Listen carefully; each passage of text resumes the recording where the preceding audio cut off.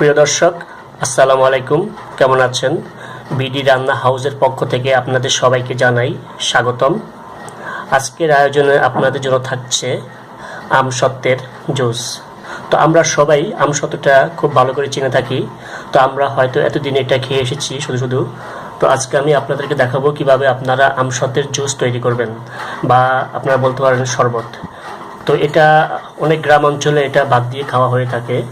তা আপনারা চাইলে এটা বাদ দিয়েও খেতে পারেন। তাহলে এখানে দেখতে পাচ্ছেন আমি কিছু আমসত্ত্ব নিয়েছি।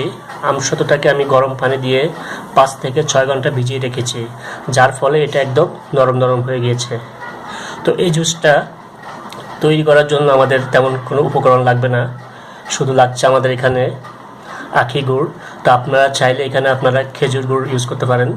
তো আমরা এখানে আখি গুড়টা নিলাম। আর লাগছে আমার এখানে লবণ। তো লবণটা আপনারা পরিমাণ মতো ইউজ করবেন। আর এটার জন্য আমাদের যেটা লাগবে মেন উপকরণ, সেটা হচ্ছে গিয়ে নারকেল। তো নারকেলটাকে একদম মিহি করে আমরা ব্লেন্ড করে নিয়েছি, যাতে খেয়াল করবেন কোনো দানা না থাকে। একদম মিহি করে ব্লেন্ড করে নেবেন। তো আমরা এখন সবগুলো উপকরণ একটা পাতিলে নেব।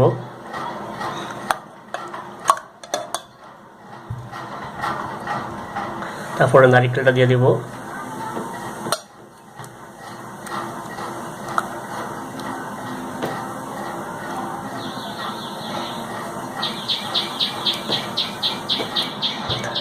তারপরে আমরা লবণ দিব, আর দেব আমরা গুড়।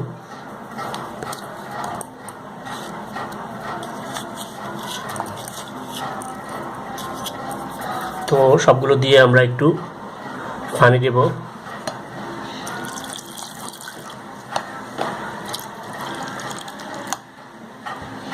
দিয়ে আমরা একটি হ্যান্ড ব্লেন্ড দিয়ে এটাকে ব্লেন্ড করে নেব ভালোভাবে।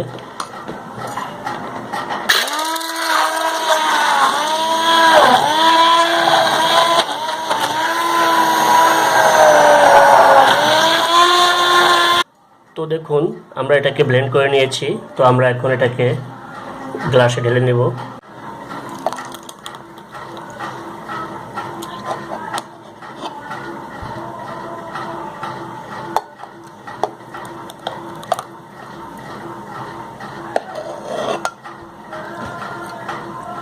তো দেখুন দর্শক,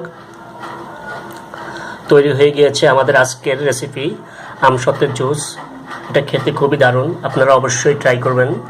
তো ধন্যবাদ, ভালো থাকেন। আর আমাদের ভিডিওগুলো ভালো লাগলে অবশ্যই লাইক, কমেন্ট ও শেয়ার করে অন্যকে দেখার সুযোগ করে দেবেন।